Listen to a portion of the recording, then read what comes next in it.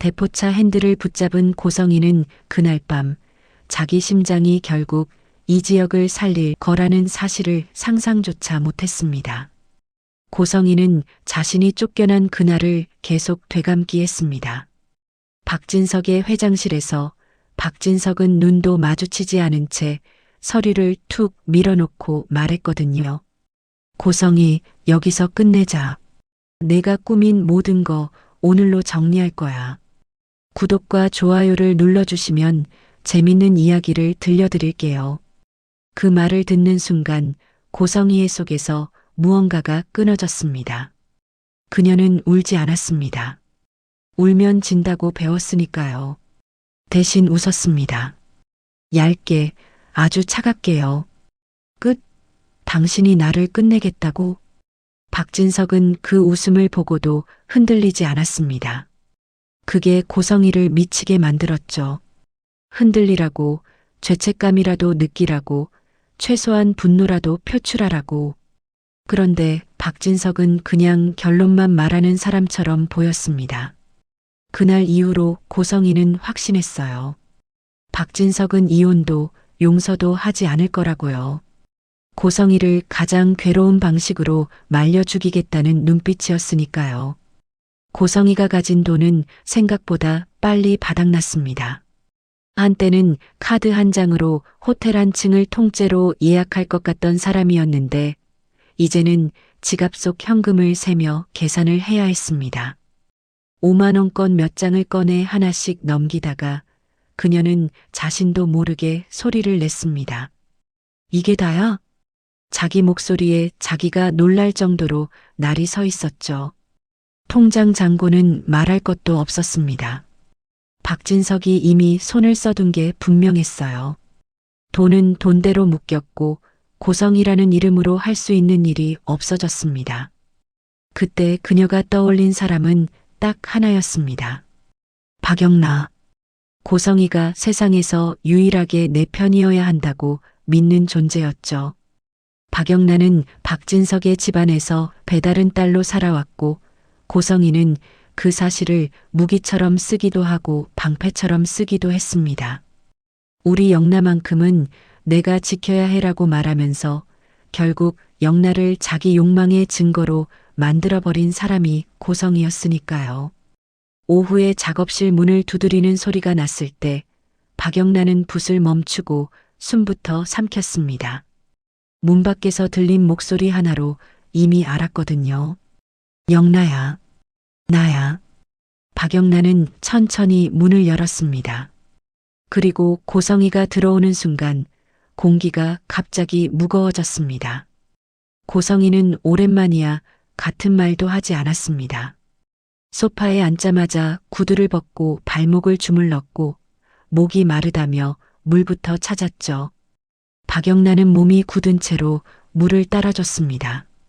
고성이는 물을 반쯤 마시고 컵을 내려놓더니 박영나의 눈을 똑바로 보지도 않은 채 말했습니다. 돈 필요해. 꽤. 박영나는 그 한 문장에 가슴이 턱 막혔습니다.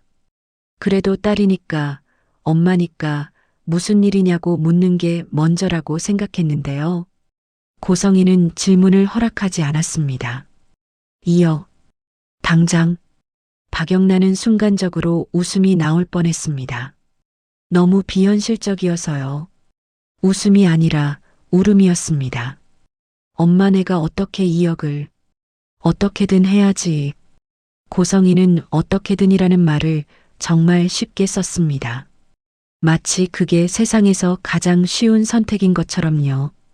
박영나는 자신이 그동안 어떤 방식으로 길들여져 왔는지 그 순간 깨달았습니다. 엄마가 주는 비싼 옷, 비싼 교육, 넓은 집이 사랑이 아니라 빚이었다는 걸요. 고성이는 박영나의 책상 서랍을 열었습니다. 박영나는 반사적으로 막으려 했지만 고성이는 한번 밀어붙이면 멈추지 않는 사람이었습니다.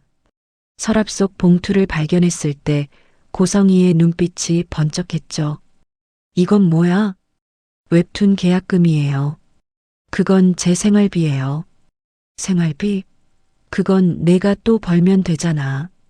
고성이는 봉투를 열어 돈을 세어보고 실망한 듯 코웃음을 쳤습니다. 이거밖에 없어? 박영란은 손끝이 떨렸습니다. 그게 전부예요라고 말하는 자신이 너무 초라해 보였거든요. 고성이는 그 돈을 가방에 넣고 마지막으로 박영란의 얼굴을 스치듯 보며 말했습니다. 아빠한테서 2억 만들어 와. 너 아빠 딸이지? 그리고 문을 닫고 나갔습니다. 혼자 남은 박영란은 소파에 주저앉아 한참을 숨도 제대로 못 쉬었습니다. 그동안 엄마가 넌 소중해, 넌 특별해라고 말했던 순간들이 전부 계산서처럼 바뀌어서 눈앞에 떠올랐죠. 박영란가 그렇게 무너져 있던 그날, 작업실 바깥 복도에서 이지환이 잠깐 멈춰 섰습니다. 이지환은 박영란의 운전기사이자 보디가드였는데요. 체육학과 출신답게 몸은 단단했고 표정도 잘 흔들리지 않는 사람이었습니다. 하지만 그날만큼은 달랐습니다. 문틈으로 들려온 고성희의 목소리, 2억이라는 단어, 그리고 박영란의 울먹이는 숨소리까지 이지환은 잠깐 망설이다가 발걸음을 돌렸습니다. 그가 바로 뛰어들어가 박영란을 도와줬다면 좋았겠죠. 하지만 이지환에게도 상처가 있었습니다. 믿었던 연인에게 배신당한 뒤로 누군가의 일에 깊이 끼어들지 말자는 버릇이 생긴 사람이었거든요. 그럼에도 불구하고 이지환의 마음 한구석은 계속 찝찝했습니다. 고성이가 돈을 뜯어가는 방식이 단순한 생계가 아니라 뭔가 더 위험한 쪽으로 흘러가고 있다는 예감이 들었으니까요. 고성이는 돈을 마련하려고 귀금속 상점에도 갔습니다. 목걸이, 반지, 귀걸이 한때는 어차피 또 사면 되지라며 대수롭지 않게 여기던 물건들인데 이제는 그게 현금으로 바뀌는 순간이 너무 쓰라렸습니다. 봉투 속 돈을 쥐고 길거리로 나왔을 때 고성이는 이를 악물었습니다. 박진석 날 이렇게 만들었다.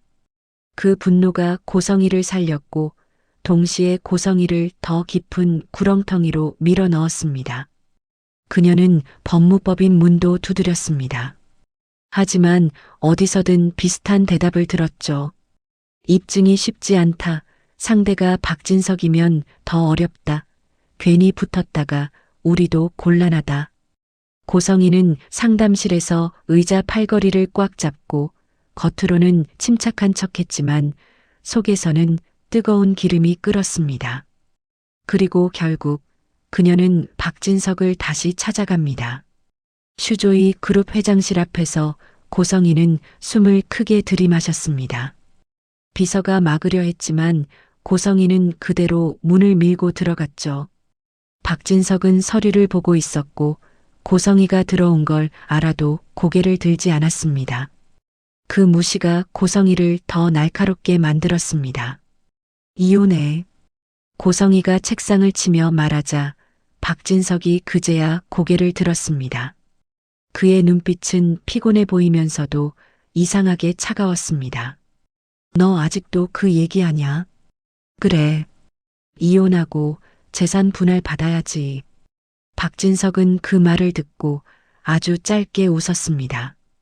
웃음이라기보다 사람을 내려다보는 숨소리 같았죠. 고성이, 너는 내가 널 이혼시켜줄 거라고 생각해? 고성이는 순간적으로 말문이 막혔습니다.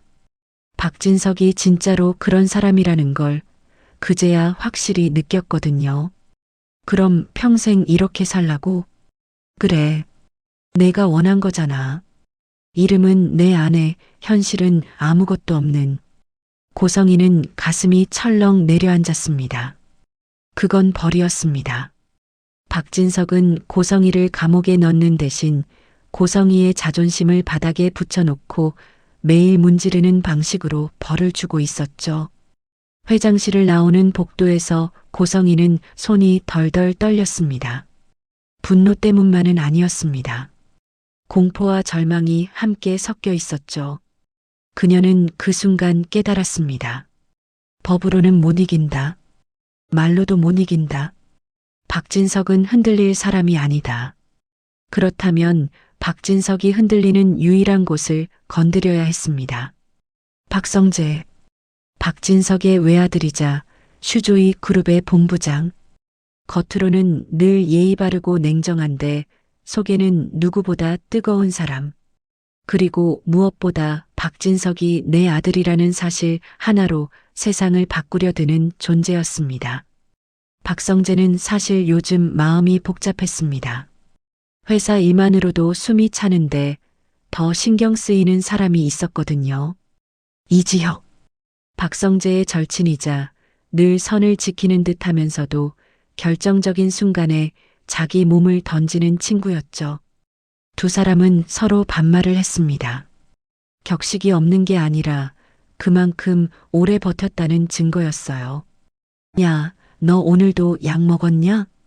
박성재가 아무렇지 않은 척 물으면 이지혁은 늘 대충 웃으며 넘겼습니다. 먹었지. 너나 내 위장약이나 챙겨.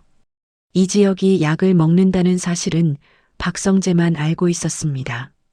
이지혁의 심장은 오래전부터 말썽이었고 그는 그걸 가족에게도 숨겼습니다. 아버지 이상철이 정년퇴직한 뒤에도 늘 가장은 버텨야 한다는 얼굴로 살고 있었고 어머니 김다정은 자식들 걱정으로도 충분히 지쳐 있었으니까요. 이지혁은 그런 가족 앞에서 나 아프다는 말을 못했습니다. 조옥래 할머니는 손주만 보면 우리 혁이 잘생겼다 하며 등을 두드렸고 김장수 외조부는 남자는 책임이야 같은 말을 습관처럼 했습니다. 이지혁은 그 말을 들을 때마다 고개를 끄덕였지만 속으로는 혼자 웃었습니다.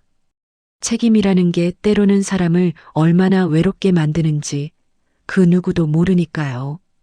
그나마 이지혁의 숨통을 트이게 하는 사람이 있었습니다. 지은호. 지은호는 카페 매니저이면서 인테리어 디자이너로도 뛰어났습니다. 해맑고 긍정적인데 이상하게도 힘든 순간에 더 밝아지는 사람이었죠. 그녀는 대학 시절부터 이지혁을 좋아했고 한번 고백했다가 거절당했습니다. 그런데도 지은호는 포기하지 않았습니다. 좋아한다는 감정을 억지로 끊어내지 않았고 대신 가까운 거리에서 그를 지켜보는 법을 선택했죠. 이지혁은 그게 고마우면서도 잔인하다는 걸 알고 있었습니다. 그래서 더 선을 그었습니다. 비혼주의라는 말도 사실은 핑계에 가까웠습니다. 그는 누군가를 사랑하기보다 누군가를 잃는 게 더 무서웠거든요. 자신의 심장이 언제 멈출지 모른다는 공포가 그의 사랑까지 조심스럽게 만들었습니다. 그리고 박성재는 그 모든 걸 옆에서 지켜봤습니다. 지은호가 이지혁을 바라보는 눈빛, 이지혁이 지은호 앞에서만 잠깐 풀리는 표정. 박성재는 자신이 끼어들 자리 없다는 걸 알면서도 이상하게 지은호에게 마음이 갔습니다. 그래서 더 괴로웠습니다. 친구의 사람을 욕심내는 것 같아서요. 그런데 고성이는 그 복잡한 관계를 몰랐습니다. 고성이에게 박성재는 박진석의 급소였고 그것만 중요했습니다. 그녀는 몰래 박성재의 동선을 알아냈고 안전장치가 없는 곳을 찾았습니다. 그리고 돈을 털어 대포차를 샀습니다. 등록이 없는 차, 흔적이 지워지기 쉬운 차. 고성이는 그 차의 운전석에 앉자마자 묘한 안도감을 느꼈습니다. 내 손으로 다시 판을 만든다는 착각이었죠. 그때 이상한 사람이 한 명 움직이고 있었습니다. 차철민. 그는 AP그룹에서 일하는 평범한 직원처럼 보였지만 자신만의 비밀을 숨기고 있었습니다. 차철민은 어릴 때부터 가끔 아직 일어나지 않은 장면을 꿈으로 봤습니다. 그리고 그 꿈이 이상하게도 실제가 되는 일이 많았죠. 그걸 누군가에게 말하면 미친 사람 취급을 받았습니다. 그래서 차철민은 늘 혼자 끙끙 앓았습니다. 말해도 소용없다는 체념이 몸에 배어 있었죠. 그런데 이번 꿈은 너무 선명했습니다. 검은 차량이 튀어나오고 사람 하나가 공중으로 떠오르고 피가 번지는 장면이 반복됐습니다. 차철민은 꿈속에서 그 사람의 얼굴까지 봤습니다. 박성재. 차철민은 그 이름을 어디서 들었냐고요? 이지혁이 가끔 회사에서 받는 전화를 옆에서 들었습니다. 성재야 하고 부르는 목소리. 야, 너 오늘 또 무리했냐? 하고 툭툭 던지는 말투. 이지혁과 박성재가 친구라는 걸 차철민도 알 수 있었죠. 차철민은 고민했습니다. 이지혁에게 말하면 믿을까? 믿어도 그게 뭐가 되지? 그래도 가만히 있으면 또 후회할 것 같았습니다. 그는 과거에 한번 꿈을 믿지 못하고 입을 다문 적이 있었거든요. 그때는 동료가 사고로 죽었습니다. 차철민은 그 장례식에서 손을 떨며 다짐했었습니다. 다시는 가만히 있지 않겠다고요. 그래서 차철민은 이지혁을 찾아갔습니다. 이지혁 대표실 문이 열리자 차철민은 얼굴이 하얗게 질린 채로 말했습니다. 대표님 슈조이 쪽 박성재 본부장님 위험합니다. 이지혁은 처음엔 웃으려 했습니다. 너 요즘 피곤하냐? 같은 말을 꺼내려 했죠. 그런데 차철민의 눈이 너무 진지했습니다. 그 진지함이 오히려 이지혁을 멈칫하게 만들었습니다. 무슨 위험? 교통사고요. 누가 일부러? 이지혁은 그 말을 듣고도 바로 믿지 못했습니다. 사람은 믿고 싶은 현실만 믿잖아요. 이지혁은 차철민을 부드럽게 다독였습니다. 철민 씨, 일단 앉아. 숨부터 쉬고. 대표님, 저 장난치는 거 아닙니다. 제발. 차철민이 울먹이듯 말했을 때 이지혁은 마음 한쪽이 서늘해졌습니다. 혹시라는 단어가 떠올랐죠. 이지혁은 최근 고성이가 박진석에게 쫓겨났다는 소문을 들었습니다. 그리고 고성이가 박성재를 싫어한다는 것도 알고 있었습니다. 왜냐하면 박성재가 고성이의 비밀을 박진석에게 흘렸다는 얘기가 회사 안팎으로 돌았으니까요. 그날 저녁 이지혁은 박성재에게 전화를 했습니다. 아, 너 요즘 조심해라. 갑자기? 왜? 그냥 느낌이 안 좋아. 박성재는 대수롭지 않게 웃었습니다. 너 또 예민해졌냐? 너나 병원 약속 지켜. 그 말에 이지혁은 대답을 못했습니다. 나 아프다는 말을 숨기고 있는 사람이 남을 걱정한다는 게 얼마나 우스운지 순간 깨달았거든요. 하지만 이지혁은 끝까지 말하지 않았습니다. 대신 더 단단하게 말했습니다. 장난 아니고 진짜 조심해. 특히 주차장, 골목, 차량 주변. 박성재는 알았어 하고 전화를 끊었지만 마음 한구석이 이상하게 찜찜했습니다. 이지혁이 그렇게 말할 때는 대개 이유가 있었거든요. 박진석은 그보다 먼저 움직였습니다. 박진석은 아들의 주변을 티나지 않게 감쌌습니다. 보안팀을 불렀고 성재한텐 말하지 말아라고 못을 박았죠. 박진석은 아들을 사랑하는 방식이 아주 불친절한 사람이었습니다. 사랑한다는 말 대신 사람을 붙이고 동선을 바꾸고 위험을 먼저 잘라냈습니다. 그게 박진석이 할 줄 아는 유일한 부성애였죠. 그 와중에 이지혁의 몸은 점점 버티기 힘들어졌습니다. 그는 가끔 숨이 찼고 가끔 가슴이 눌리는 느낌이 들었는데요. 그래도 가족 앞에서는 괜찮은 척했습니다. 이상철은 아들의 얼굴이 창백해 보일 때마다 물었습니다. 혁아, 너 어디 아프냐? 아니요. 그냥 요즘 잠을 못 자서요. 김다정은 그 말을 믿고 싶어 했습니다.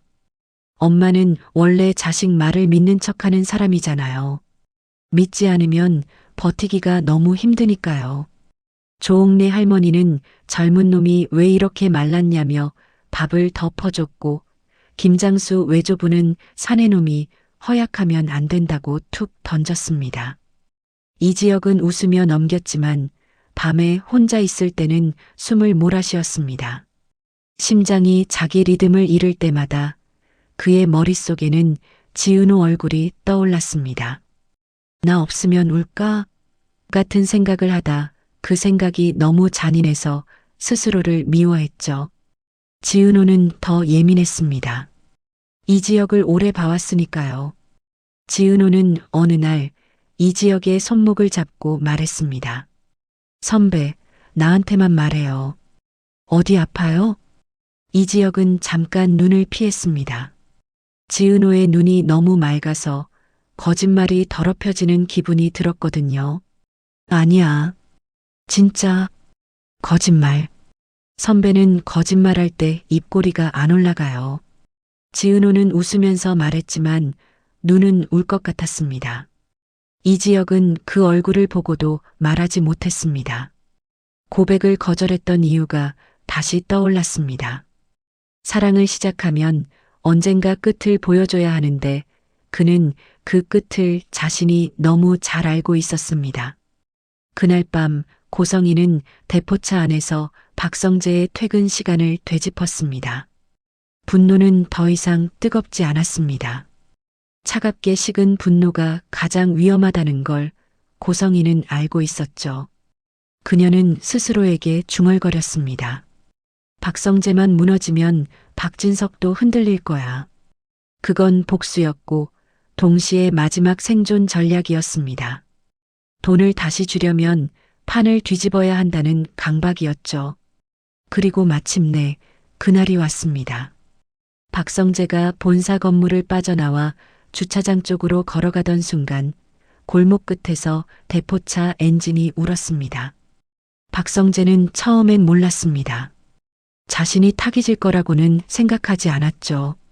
박성재는 늘 남을 지키는 사람이라 자신이 위험할 수 있다는 생각은 늦게 했습니다.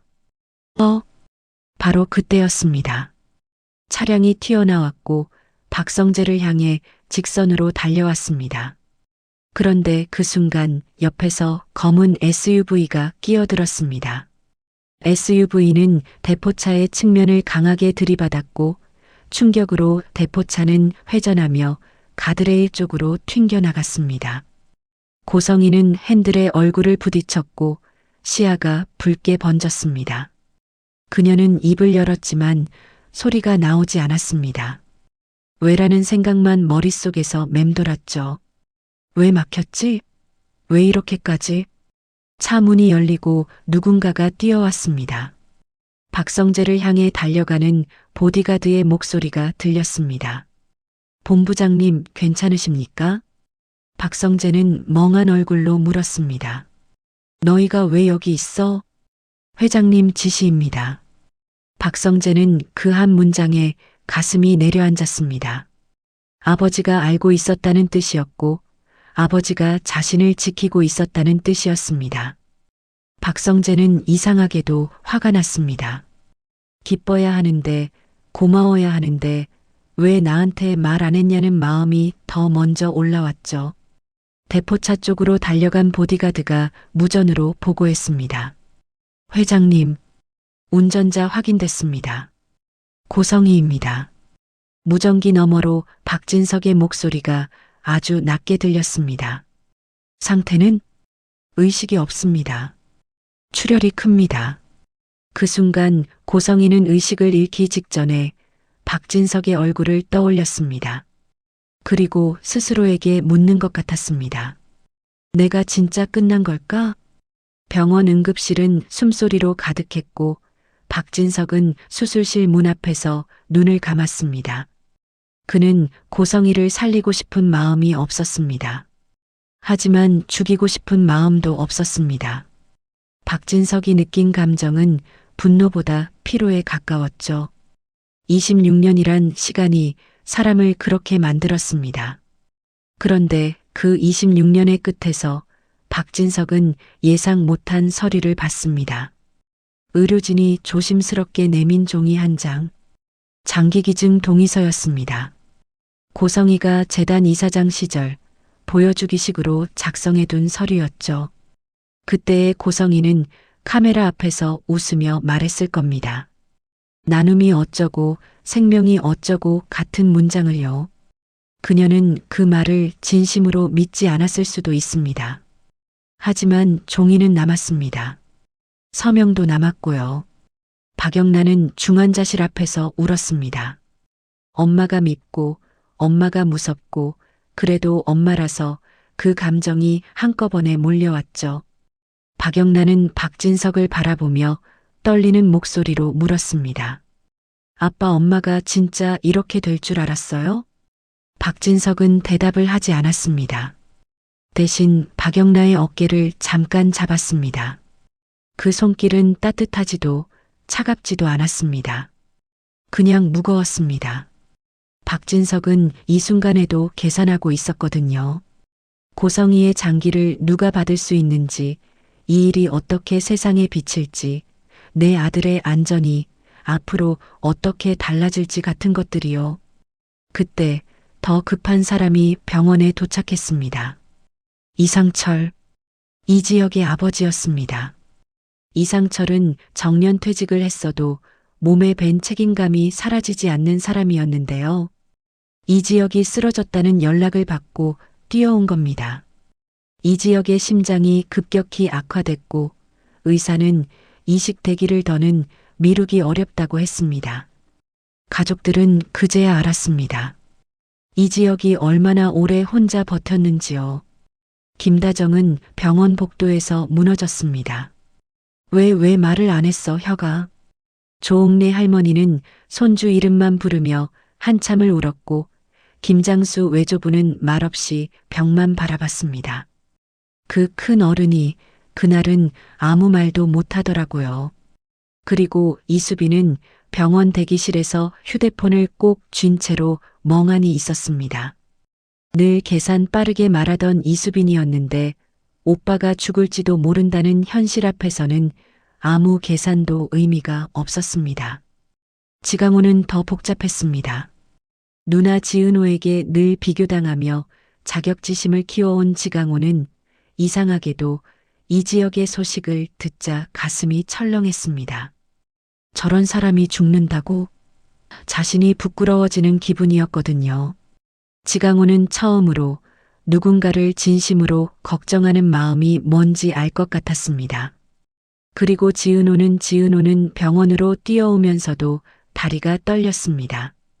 그녀는 이지혁을 좋아했고 거절당했고 그래도 곁에 있었고 그 시간을 스스로 선택했다고 생각했는데요.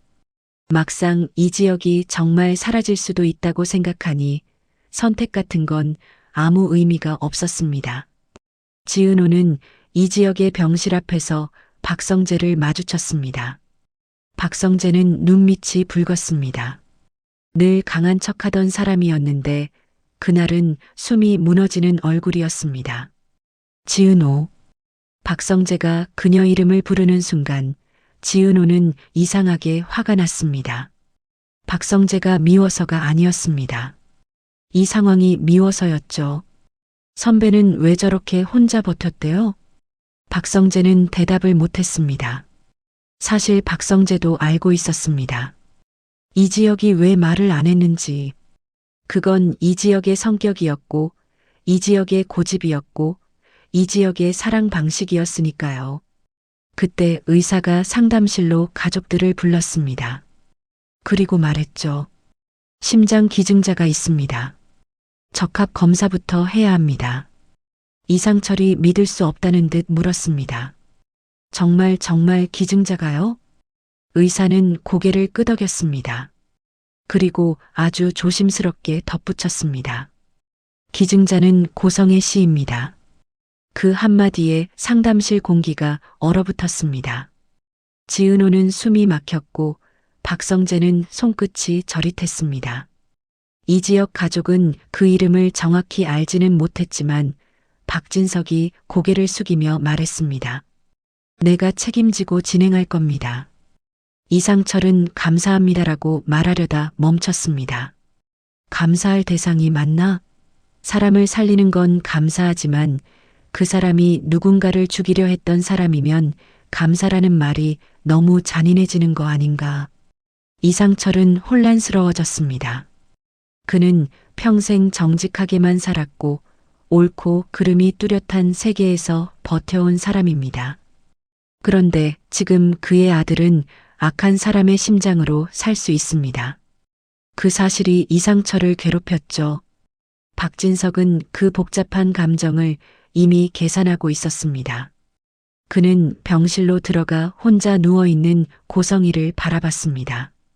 고성이는 뇌사 상태였고 눈을 뜰 수 없었지만 박진석은 마치 고성이가 듣고 있는 것처럼 낮게 말했습니다. 고성이, 너는 끝까지 사람을 뒤집어 놓는구나. 박진석은 그 심장이 이지혁에게 갈 가능성이 있다는 걸 알고 있었습니다. 박진석은 이지혁을 직접 알지는 못했지만 박성재가 얼마나 아끼는 친구인지 알고 있었죠. 그리고 박진석은 아들의 표정이 무너지는 걸 원치 않았습니다. 고성이가 실패한 마지막 폭력이 결국 선행으로 바뀌어 아들의 삶을 구할 수 있다면 박진석은 그 아이러니를 받아들일 생각이었습니다. 하지만 박영란은 그걸 받아들일 준비가 안 돼 있었습니다. 박영란은 울면서 말했습니다. 아빠, 엄마를 이렇게까지, 엄마는 엄마인데. 박진석은 딸을 바라보며 한참을 침묵하다가 말했습니다. 영란아, 엄마는 엄마고 죄는 죄야. 그리고 지금은 누군가가 살 수 있어. 박영란은 흔들렸습니다. 엄마가 밉고도 엄마가 불쌍했습니다. 그리고 그 순간 박영란은 이지환을 떠올렸습니다. 늘 곁에서 조용히 지켜주던 사람. 말수가 적은데 이상하게도 마음이 안정되는 사람. 박영란은 이지환에게 전화를 걸었습니다. 지환 씨, 나 무서워요. 그 한마디에 이지환의 숨이 멎을 뻔했습니다. 이지환은 괜찮습니다라는 말이 그렇게 어렵다는 걸 처음 알았죠. 그는 결국 짧게 말했습니다. 제가 갈게요. 이지환이 병원으로 달려가면서 마음속에서 또 다른 갈등이 올라왔습니다. 자신은 박영란의 사람입니다. 그런데 이식받는 사람이 누구냐면 자신의 친형, 이지혁일 가능성이 큰 겁니다. 이지환은 가슴이 복잡해졌습니다. 내가 누구 편이지? 같은 질문이 아니라 내가 누구를 잃을까? 라는 질문이었죠. 둘 다 잃고 싶지 않았습니다. 그날 밤 이수빈은 병원 복도에서 혼자 울다가 휴대폰을 켰습니다. 평소엔 SNS에 올릴 사진, 댓글, 협찬 그런 걸로 머리가 꽉 찼던 이수빈인데요. 오빠가 누워있는 병원에서는 그 모든 게 허망했습니다. 이수빈은 자신도 모르게 박성재 이름을 검색했습니다. 재벌가 슈조이 회장 아들 같은 단어들이 쏟아졌죠. 이수빈은 그걸 보며 멍하니 중얼거렸습니다. 내가 원했던 게 이런 건 아니었는데. 그 말이 진심이었습니다. 이수빈은 조건 좋은 남자를 만나고 싶어 했지만 오빠의 생사가 걸린 자리에서 돈과 조건은 아무 의미가 없었습니다.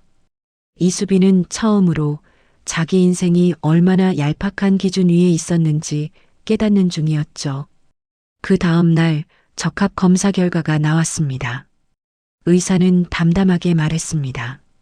적합합니다. 그 한마디에 이상철은 다리에 힘이 풀렸습니다. 김다정은 숨을 크게 들이마셨고 조옥래 할머니는 두 손을 모아 하늘에 감사하다고 중얼거렸습니다. 지은호는 그 자리에서 눈물이 터졌습니다. 살 수 있다는 말이 이렇게 무겁고 이렇게 두려운지 몰랐거든요. 왜냐하면 살 수 있다는 건 곧 살아야 한다는 뜻이기도 하니까요. 이지혁은 이제 회복해야 하고 다시 살아야 하고 그 과정이 쉽지 않을 걸 다 알고 있었죠. 박성재는 한쪽 구석에서 조용히 서 있었습니다. 기쁘면서도 마음이 무너졌습니다. 아버지 박진석이 움직여서 자신을 살렸고 그 과정에서 고성이가 이렇게 됐고 그 결과로 이지혁이 산다. 이게 대체 뭐냐는 생각이 들었습니다. 박성재는 자신이 잘못한 게 없다고 믿고 싶었지만 고성이가 자신을 노린 이유가 내가 아빠에게 다 말해서라는 말이었다는 걸 알기에 더 괴로웠습니다. 그리고 차철민은 멀찍이 떨어진 곳에서 그 장면을 보고 있었습니다. 그는 자기가 막은 게 맞는지 확신이 없었습니다. 꿈에서 본 사고는 형태가 바뀌었지만 결국 누군가는 피를 흘렸고 누군가는 뇌사가 됐고 누군가는 심장을 얻었습니다. 차철민은 속으로 중얼거렸습니다. 내가 바꾼 걸까? 아니면 그냥 순서를 바꾼 걸까? 수술 전날 밤 지은호는 이지혁의 병실에 혼자 들어갔습니다. 이지혁은 산소 마스크 없이도 숨을 쉬려고 애쓰고 있었고 손등에는 주사 자국이 많았습니다. 그래도 이지혁은 지은호를 보자 웃으려고 했습니다. 그 웃음이 지은호를 더 울게 만들었습니다. 선배, 왜 나한테도 말 안 했어요? 이지혁은 잠깐 눈을 감았다가 아주 낮게 말했습니다. 겁났어. 뭐가요? 너 울까봐. 지은호는 그 말에 더 울었습니다. 이지혁은 자기가 죽을까봐 겁난 게 아니라 지은호가 울까봐 겁났다고 말했습니다. 그게 이지혁이 사람을 사랑하는 방식이었습니다. 멀리서 지키고 혼자 무너지고 끝까지 티 안 내는 방식. 지은호는 이지혁의 손을 잡고 말했습니다. 나 울어도 돼요. 근데 선배는 살아야 돼요. 이지혁은 대답 대신 지은호 손을 더 꽉 잡았습니다. 그때 박성재가 병실 앞에 섰습니다. 박성재는 들어오지 못하고 문 앞에서 한참을 서 있었습니다. 친구에게 하고 싶은 말이 있었는데요. 미안하다도 아니고 고맙다도 아니었습니다. 그냥 살아라라는 말 하나였죠. 박성재는 결국 문을 열고 들어가 툭 던지듯 말했습니다. 아, 이지혁, 너 진짜 살아. 이지혁이 힘겹게 웃었습니다. 야, 너는 말이 왜 그렇게밖에 안 나오냐? 원래 그래. 두 사람은 그런 말투로 서로를 붙잡았습니다. 어쩌면 그게 그들의 진짜 애정 표현이었을지도 모르죠. 하지만 그날 밤 한 가지가 조용히 움직이고 있었습니다. 박진석의 비서가 박진석에게 작은 파일 하나를 건넸습니다. 고성이가 남긴 개인 금고 목록이었는데요. 박진석은 잠깐 망설이다가 열어봤습니다. 그 안에는 돈이 아니라 오래된 서류들이 있었습니다. 출생신고 관련 문서, 옛날 병원 기록, 그리고 낯선 이름들이요. 박진석은 그 종이들을 보는 순간 얼굴이 굳었습니다. 이게 뭐야? 비서는 조심스럽게 말했습니다. 회장님, 고성희 이사장님이 예전에 이름을 바꾼 흔적이 있습니다. 박진석은 그 말에 숨이 천천히 가라앉는 걸 느꼈습니다. 고성희가 26년 동안 숨긴 게 단순한 결혼 사실만이 아니었을지도 모른다는 뜻이었죠. 박진석은 문득 박성재를 노렸던 고성희의 눈빛을 떠올렸습니다. 그 눈빛에는 단순한 분노만 있지 않았습니다. 들키면 끝장이라는 공포도 섞여 있었거든요. 박진석은 서류를 덮었습니다. 지금은 이지혁 수술이 먼저였습니다. 하지만 그는 확신했습니다. 고성희의 비밀은 아직 끝나지 않았습니다. 오히려 이제부터 시작일지도 몰랐죠. 다음 날 아침 수술실로 향하는 이지혁의 침대가 복도를 지나갔습니다. 이상철은 손을 붙잡고 계속 말했습니다. 아빠가 미안하다. 이지혁은 힘겹게 웃으며 말했는데요. 아버지, 미안해하지 마요. 저 아직 할 말 많아요. 그 말에 이상철은 울음을 삼켰습니다. 김다정은 아들의 이마에 손을 얹고 기도하듯 중얼거렸고 조옥래 할머니는 살려만 주시면이라는 말을 반복했습니다. 지은호는 멀리서 그 장면을 보다가 결국 다리가 풀려 벽에 기대었습니다. 지강호는 누나 옆에서 어색하게 손수건을 꺼내주며 말했습니다. 누나 괜찮아? 지은호는 동생을 잠깐 바라봤습니다. 지강호가 이렇게 조심스러운 목소리를 내는 걸 처음 들었거든요. 지은호는 고개를 끄덕였습니다. 괜찮아, 아니, 안 괜찮은데 그래도 버텨야지. 그때 박영란은 중환자실 앞에서 고성이의 손을 잡고 있었습니다. 고성이는 움직이지 않았고 박영란은 그 손을 잡고 속삭였습니다. 엄마, 나 엄마를 미워하고 싶지 않은데 너무 힘들어. 박영란의 목소리는 떨렸습니다. 그 순간 이지환이 조용히 다가와 박영란 옆에 섰습니다.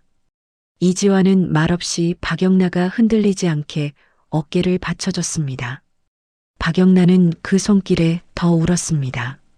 엄마에게는 못 받은 안정감을 엄마가 망가진 자리에서 다른 사람에게 받는다는 게 너무 아이러니했거든요. 수술이 시작되고 병원 복도는 더 조용해졌습니다. 기다림은 사람을 미치게 합니다. 박성재는 창가에 서서 손을 꽉 쥐었습니다. 박진석은 멀리서 그 모습을 지켜봤습니다. 박진석은 아들에게 다가가 괜찮다는 말을 할 수도 있었는데요. 그는 끝내 그러지 못했습니다. 박진석은 그런 말 대신 아들이 흔들릴까봐 옆에 조용히 서 있는 걸 선택했습니다. 그게 박진석의 방식이었죠. 몇 시간이 흐른 뒤 수술실 문이 열렸습니다. 의사는 피곤한 얼굴로 나왔고 마스크를 내리며 말했습니다. 수술 잘 됐습니다. 그 말이 끝나자마자 지은호는 주저앉아 울었고 이상철은 두 손으로 얼굴을 감싸고 흐느꼈습니다. 김다정은 감사합니다를 몇 번이나 반복했습니다. 박성재는 그제야 숨을 쉬었습니다. 그 순간 박성재는 자신도 모르게 박진석을 바라봤습니다. 박진석은 눈빛이 흔들리는 걸 숨기려는 사람처럼 턱을 굳게 다물고 있었죠. 하지만 그 기쁨 속에서도 누군가의 심리적 절정은 끝나지 않았습니다. 박진석의 휴대폰이 짧게 울렸습니다. 비서의 메시지였습니다. 회장님, 고성의 금고 서류 중에 박영란 출생 관련 파일과 이 지역 이름이 함께 있는 문서가 발견됐습니다. 박진석의 눈빛이 순간적으로 변했습니다. 이 지역의 이름이 왜 거기 있지? 박진석은 머릿속이 빠르게 돌아갔습니다. 심장은 옮겨졌습니다. 이 지역은 살아날 겁니다. 그런데 고성이가 남긴 서류 속에 이 지역 이름이 있다면 그건 단순한 우연이 아니었습니다. 박진석은 아주 낮게 중얼거렸습니다. 고성이, 너는 마지막까지도 내 삶을 뒤엎으려고 하는구나. 그때 회복실로 옮겨진 이 지역의 눈꺼풀이 아주 미세하게 떨렸습니다. 기적처럼 심장은 다시 뛰기 시작했는데요. 이 지역이 깨어나면 그는 살아난 기쁨보다 먼저 다른 질문을 할 겁니다. 내 심장은 누구 거였지? 그리고 그 질문이 재벌가와 이 지역 가족, 지은호, 박성재, 박영란, 이지환까지 모두를 다시 흔들어 놓을 겁니다. 고성이가 정말 마지막에 선한 일을 한 걸까요? 아니면 고성이는 죽는 순간까지도 누군가를 조종하기 위해 기증을 남긴 걸까요? 답은 아직 없습니다. 다만 분명한 건 하나죠. 이 지역은 살아났고 고성이는 끝나지 않았습니다.